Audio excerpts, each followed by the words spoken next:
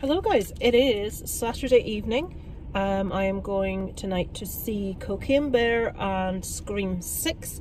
My son is at a Scouts weekend. This is unheard of for us to get a chance, myself and my husband, to go together to see something, but we're going tonight. He's just picking up some last minute contraband to bring into the cinema. I've talked about this on streams. I don't want to waffle, I don't want to make this a long one, so when we come out from having seen Cocaine Bear and Scream 6, I shall let you know our thoughts. I'm gonna slide it in, right to the top. Slide it in, I ain't never gonna stop. Slide it in, right to the top. I'm gonna slide it in, slide it in, slide it in, baby. These are feeling, aren't they? Well, look at that one there and the Nissan. They're cute to get in. They need to pull up towards the other fucking car.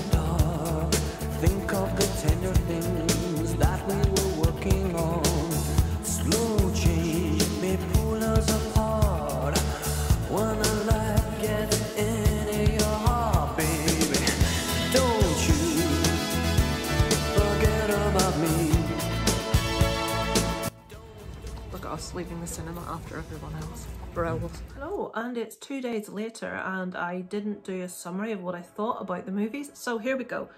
I will talk without spoilers and I will warn you massively when I'm going to talk spoilers. I'm not going to talk spoilers about Cocaine Bear.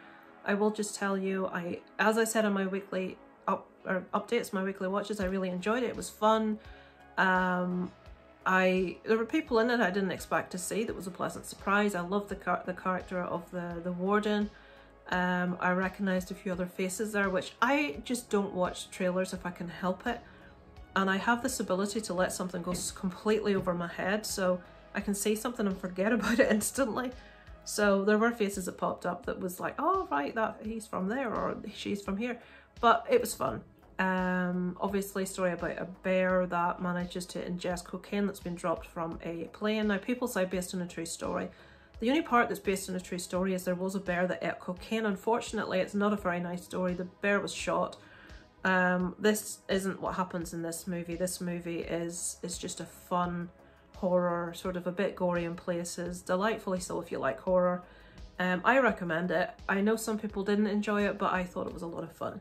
So, on to Scream. Scream for me, I did discuss in my weekly watches also. I didn't quite enjoy as much as Cocaine Bear.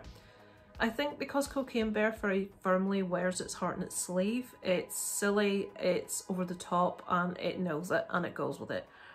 This movie takes itself very seriously, obviously. I will say before I start, I'm not the biggest fan of slashers. I do like the genre if it's done well. The original Halloween movie, the original Scream movie, Texas Chainsaw Massacre, all absolutely fantastic movies. Some of the sequels, decent movies, but I think the further we go down the line, we tend to, you know, get things that's like, what the hell, what's this? Now, the fifth Scream I thought was okay, I enjoyed. The sixth one was a solid enough slasher movie. There were a couple of issues I had, which was just personal preference. I find Jenna Ortega as the character of Tara very irritating. I found her voice very pitchy, high-pitched and whiny, and I just, as a character, I know that's going to be unpopular, I find her annoying. I do really enjoy her older sister, Samantha. I think she's a very believable actress. I really like her. I prefer to see someone more of her age as a leading lady. I don't want to see someone that looks as if they're 15 or 16 as a lead female in a horror. It's all marketed towards sexualizing women that look really young, and I'm not a fan of that. I want to see, you know, you can see an attractive woman that looks like she's in her 20s, that looks like she's of age, rather than something that looks like a fetus, to quote Brendan Fraser from The Whale. But that aside, the start of this movie I really enjoyed, first 15 minutes or so. The ending I really enjoyed, the setting was amazing, other than them tying everything up with a little bow at the end for us, which really aggravated me. I don't like sentimentality in horror unless it fits. There was a little bit in Cocaine Bear, which I really didn't like near in the end. We have it also at the end of Scream, which I really didn't like. There's also a bit in the middle, which I found really questionable, which I will talk about later. It was okay. The ending I liked, the beginning I liked, the middle was okay. But I was completely taken out of it by plot holes, by inconsistency, by lazy writing, by deliberately making it impossible to try and predict who's guilty because you've cheated. It's constantly repeating rules to us and then breaking all the rules. It just didn't work for me. I did enjoy it. I gave it a 3 out of 5, but I didn't love it. I probably won't ever revisit it. It's just one of those movies. It's like, yeah, it killed a couple of hours, but you know, that's about it for me. So if you haven't seen Scream, guys, please don't watch any further. I'm going to talk spoilers. I do want to elaborate what specific things really didn't work for me. So switch off if you haven't seen it as yet. You have been warned. Okay, so what did I enjoy? So we have Samara Weaving at the start of this movie on the telephone. Very similar. This is very similar to how we started Scream 1, let's just be honest. We have a very high profile, popular blonde actress at the start of a movie on the phone to someone, and she meets her end at the very start of the movie. Point one, she wouldn't have gone down that alley. That's ridiculous. An attractive, beautiful woman in the middle of a big city is walking down a dark alley. It wouldn't happen. But anyway, let's not nitpick. Let's not go with that one. I did like the fact that we got straight into it, that I love Samara Weaving. I was really disappointed to lose her so early, but I got the impact of that like we had with Drew Barrymore. I loved that we had a reveal of the initial killer at the beginning. When we had one film student kill another, it was like, wow, you know, that was awesome. That was really cool. So we enjoyed that. Then we got into the story with the core four. Okay, so as I said before, I started talking spoilers. I'm having to look sideways because I keep forgetting bloody names. Jenna Ortega as Tara just is grating on me. I don't think she's an interesting enough character. I find her older sister Samantha to be much more layered, much more interesting. That little dark side she has where she's taken after her father, that's really interesting to me. I want to see where that goes. I'm not interested in a teenage rebel wanting to get on with her life, you know, making really stupid decisions with boys. I'm past all that. I don't want to see all that. Courtney Cox is absolutely fine in this. There's one particular scene in this. Please tell me in the comments, guys, because I could be completely wrong in this. In that scene where Courtney Cox receives the telephone call from the killer in her apartment, she has this very clever idea where when she's talking to the guy, she doesn't know exactly where he is. She puts him on hold on the phone and then she dials his phone to find out where he is so that she knows where to shoot at. Correct me if I'm wrong, but if you're on the phone with someone, you can't make their phone ring. You're going to get an engaged tone, you're going to get a busy tone. Their phone's not going to ring because they're already using it. Why would it ring? Unless that's something new in technology that I'm not aware of. That wouldn't happen. The phone wouldn't ring. He's already using it. That annoyed me. We have this scene. Now, what's the guy's name? What's the character name? Josh. So Josh is obviously hot for Tara. We have the scene at the party where Tara is saved from going up the stairs with the guy who obviously, you know, she wants to make a stupid mistake. Her friends want to stop her from sleeping with this not very nice guy. She's in a vulnerable position. We all know her history, what's happened. The friends take her home. She admits that she didn't realise quite how messed up she was. She thanks Josh for helping to save her from this guy. She's a very vulnerable young teenage girl. She is his friend and he makes a pass at her. And this guy is meant to be the nice guy. This is meant to be one of the nice guys of the movie. In what world is it appropriate to make a pass at your female friend who has just admitted that she's messed up and that you've just saved from being taken advantage of by another bloke? that completely. From that point, I didn't like Josh. Jenna Ortega was great on me already, so that's how we felt with that. We went along the end. Obviously the setting, the like museum of sorts, was incredible. I loved to see all those old bits and bobs from all the other movies. I thought that was brilliant. I loved it. So my main issue with the whole movie is what people survive. So we have, let me get her name, Mindy. We have Mindy on the subway, who is stabbed brutally in the tummy and lifted off the ground with a massive knife. She survives, barely a limp. We have Kirby, who you're absolutely positive is dead. She survives. We have Josh, who we mentioned before, who is, I heard the expression jackhammer stabbed, meaning just like brutal, like really, really aggressively stabbed multiple times by two people at the same time. I mean, he's left there with his friends with the blood just pouring out of him. All these stabs, you know, there has to be like at least 50 stabs, maybe more. He survives. Did Gail survive? I'm not sure. I'm not sure if she died. I think she possibly died.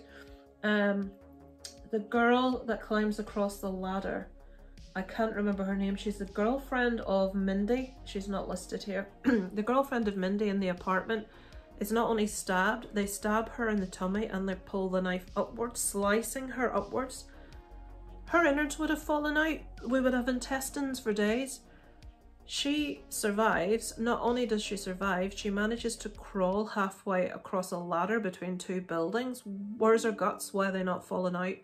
She does die, but not of the stab wound. She falls off the ladder. It's like, really? I mean, is anyone going to die in this flipping film? So that's an issue. The fact that all of these people, especially Josh definitely was dead.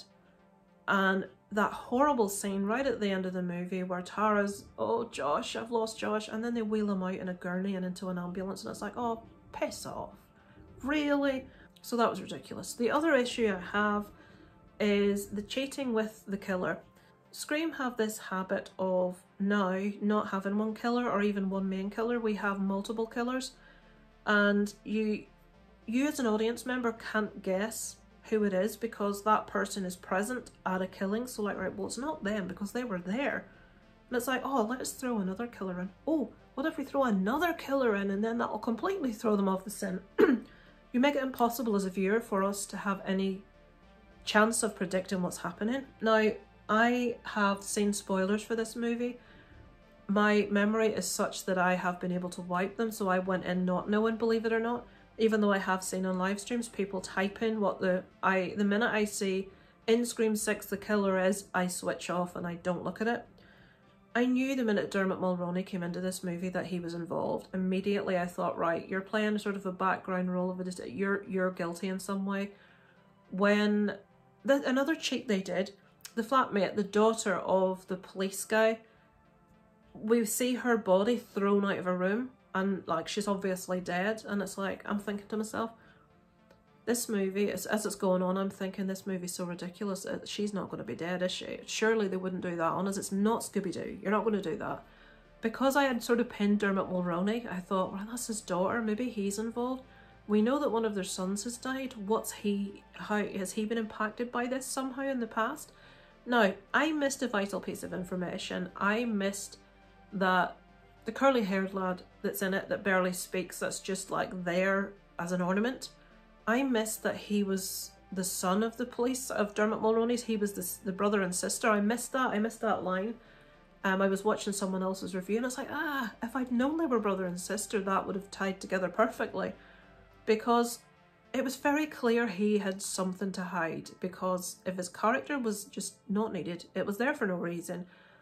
But my brain was saying, right, we're intelligent people, you're not going to make it the unassuming, quiet, shy guy. Surely we went through that in like the 80s, that's a done trope, that's dead. But if I'd known he was the brother of the girl we thought was dead, I would have tied that together.